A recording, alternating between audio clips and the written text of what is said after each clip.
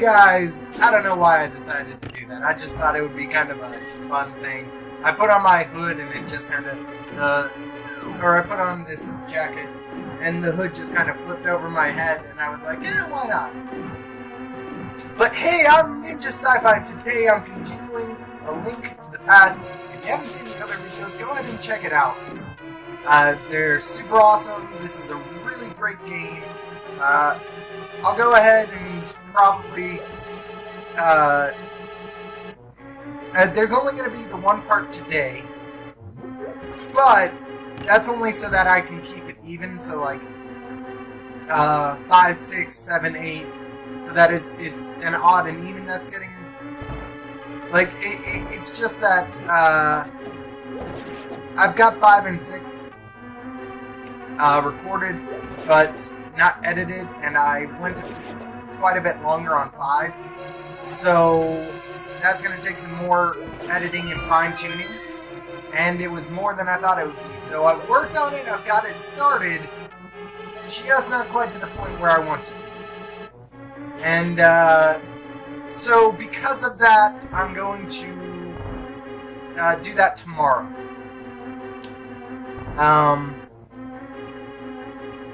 So yeah, it's A Link to the Past. This game is really fun, and in this video, I go ahead and clear the first dungeon that's there. Just gonna move that down so I'm a little more in the frame. There we go, that's better. I really like this game so far. I'm definitely gonna go as far as I can without a walkthrough. So in this video, I beat the boss of the first dungeon, or should I say bosses. I know I said this before, but I really like the just the sprite upgrades that they did for the enemies, for Link. I will say though, after seeing the Octo Rocks in the first game and seeing them in this game, it was a really weird transition. It's cool, but just to see how upgraded they got, I wasn't expecting it. So, oh, and I hate those red statues.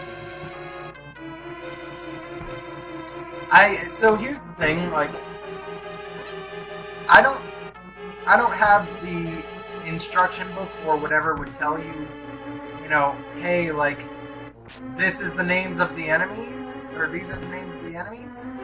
I don't have that, so, you know, just gotta go ahead and come up with things, with names as I go. So, let's see. I think I'm just gonna call those crab things, the red statues, they're rubies. Just because they look like kind of almost a jewel. They're shiny. So, I did I was super happy to find out that you can, like, rapid shoot arrows. Like, once you get that first one going, it takes a while, but you can go and just like 2 arrows back to back. Great. That was really cool to find out. And with these guys, like, I tried so much. One thing I'm not sure if I like it or not. Like, so far the bosses have been easy enough. But one thing I like is the multiple things on screen for the bosses. And I use air quotes just because it's like, and I guess they're still, but like when I talk about plural bosses, I don't mean each boss is plural enemies or multiple enemies. But I love just kind of the look and feel of this game. It's very different, especially since I'm using a keyboard and mouse. But it's very different from The Legend of Zelda, the original. But that's not a bad thing. I love all the upgrades there. Man, if I don't know anyone who could use a sword and beat, like, I'm sure there are plenty of people out there that could use a sword and beat those guys. What I'm saying is, like, I personally just can't imagine. I can't do it. Anyway, we need names for some of these enemies. Okay, so the little tentacle things.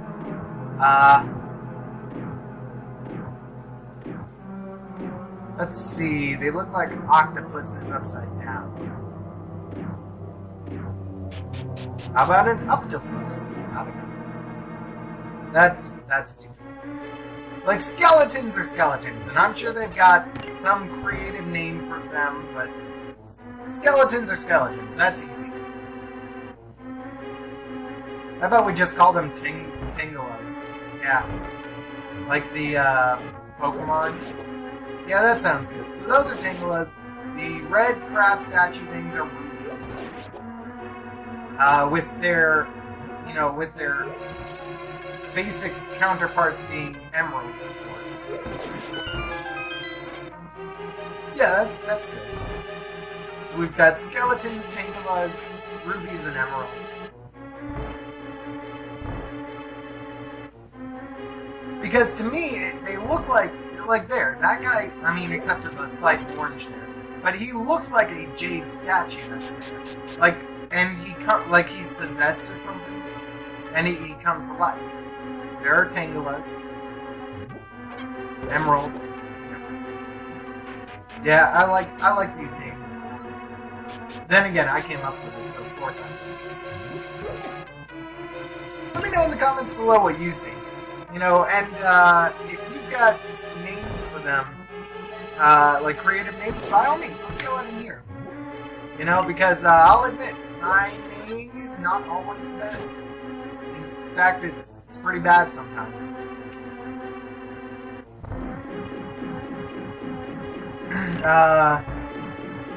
But yeah. And then, like, the thing is, and this goes for the first game too, like, okay, yes, they name everything differently, but, like, there are some things that look like common everyday things. Like, I forget what the actual name is for them. I think they're veers. Or not veers, but, like, veers. Yeah, I think they're veers. They're these little bat things. Like, they look like bats. They make a sound like bats. Like, why couldn't you just call them bats? And then there are ropers, which are just snakes. So it's like, okay. So they're the weird fish things in the water that fire at you and try to kill you, and those are Zolas. Or Zoras, my bad. Like, it's understandable why why you call them Zords. They're fish people, but that doesn't mean there's a real-life equivalent. But skeletons are skeletons.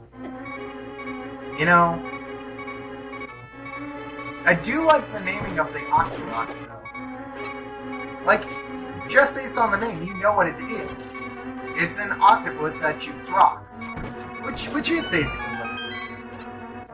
Which is another reason that I like the sprite upgrade in this one, because they made it, like, more or less very clear that it's an octopus. But what's really cool is they did the sprite in a way that it looks almost like it's a little bobblehead.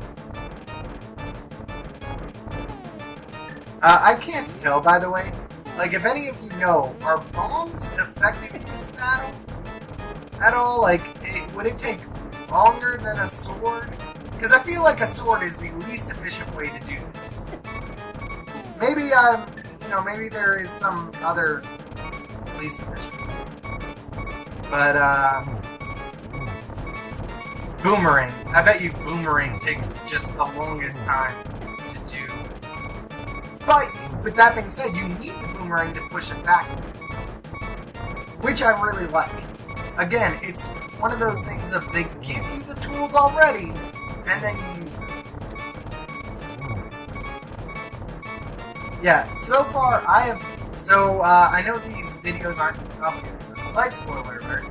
So far, I've cleared the first 2 dungeons, or so I call them. In other words, I've got 2 of the 3 pendants. So, I'm doing pretty good without a walkthrough. But anyway, and actually, speaking of that, the second dungeon videos will be going up tomorrow. And that's another reason why I'm not releasing another part tonight, because it's the dungeon that's there. So I feel like it should be released as one video, because that's how I want it to be. I just couldn't really talk myself into doing like a 40-minute video and putting it up there, because that's just really long. Yeah, see, I'm doing like, that's probably a good 12 hits or so far. I'm counting. And I was just like, hitting them all, and then it's...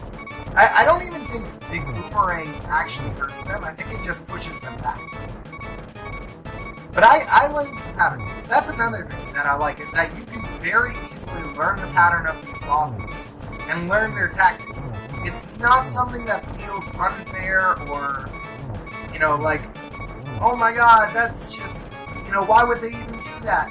It's just something where it's like, okay, that didn't work, let's try something else. But with the first game, you almost had to find the hints in each dungeon. It's like, Dodongo doesn't like smoke, which translates into you have to put a bomb in his mouth. Which I can kind of see, but at the same time, it could also be taken as, oh, I've got a candle, let me put fire in his mouth. You know, both of them create smoke, both of them have fiery things when they go off, but one is the correct way and one is not. It doesn't make sense. Here, it's like, okay, the boomerang doesn't really seem to be doing anything. It just kind of knocks them back. The, you know, the lamp probably doesn't work at all. My sword works okay, but it'll take quite a while, and I'll probably kill myself trying to do it. Alright, well that leaves me with the, I think in this one I had the bottle. So it leaves me with the bottle, leaves me with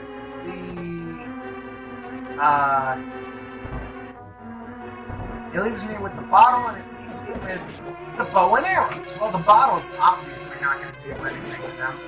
It's meant to catch things. So, let's try the bow and arrows. Like, it's just a matter of trial and error.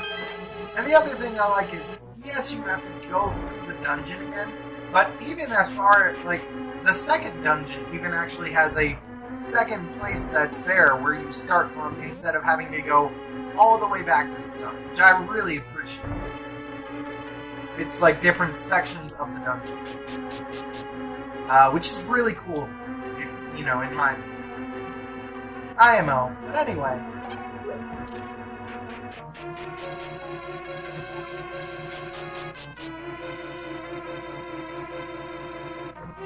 so yeah, yeah, I gotta say, I'm definitely gonna play this game for quite a while longer. Till I really just get stuck and can't find out what to do. But what I like is, I have found a lot of secrets already. Or not secrets, sorry, but I already know kind of... Like, I found a lot of hints, is the correct word, my bad. Like, where people are, like, giving you hints to what to do. Like, there was the fortune teller guy, and I have a feeling I can go back to him, and he'll help me out. Like, the fortune teller guy is like, oh, I have a feeling you'll be using the Book of Medora in the desert. And that's a hint. You have to find the Book of Medora, but considering that there's a bookstore just outside of town, it's not that difficult. Again, it's one of those things of explore your surroundings and you'll find it. And when you first come across it, it's up on a shelf. So what do? You have to go and ram into it with the Pegasus boots, which I really like. They slowly give you tools that help you along the way.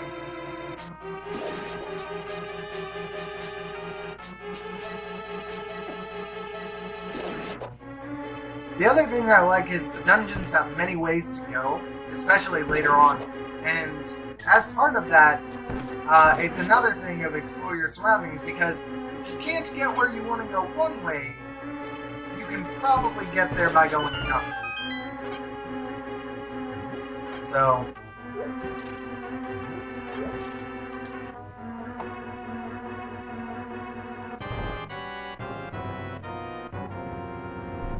Oh yeah, I've got the bow and arrows ready. Man, I'll tell you, arrows, so if you're gonna play this, arrows are the way to go with this boss. I mean, 3 hits and they're done. And like you can see, that was the first round. I consider each round to be when they go to form, like, up until they form a line. Like, here's another round, so that's round 2. Like, this is the only kind of difficult part, and honestly, it just took some messing around. See, I got 1. Also, I would recommend you have full life before attempting this boss and full arrows. My fear was like, I was running out of arrows. One thing I like is that if you travel a far distance, you won't actually go all the way to where you are. Like, see, he goes slightly behind, which gives you a little bit of room to experiment. Just enough so that maybe you can beat it.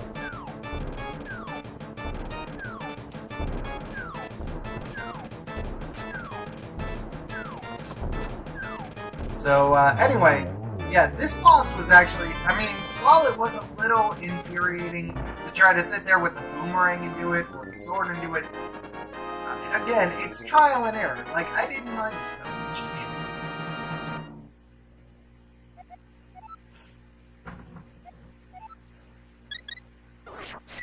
Also, I don't really know why I'm collecting pendants, but at the same time, I don't mind it. I mean, because I know you get the Triforce later on. No, maybe I was wrong. I seem to recall there being 6 dungeons. Ooh. Which isn't bad, I didn't like the Triforce breaking part. Oh, there's a bombable wall there! Sorry, at the end of my episode, my last episode that I recorded, like, I got a crap ton of bombs. Well, 10 bombs, but that's a lot to me. I was trying to just think of where bombable walls were. That's actually really good to know. A Hyrule hero must appear. I see me. I believe you should get the remaining pendants and carry this with you. This is a treasure passed down. So something about the... So wait, so I know the Master Sword said it needed the 3 things of a lineage of the knight? Could it be that maybe if you get the 3 pendants, you can get the Master Sword? Which seems way too early, if you ask me. Like, I haven't even entered into the Dark World yet, so...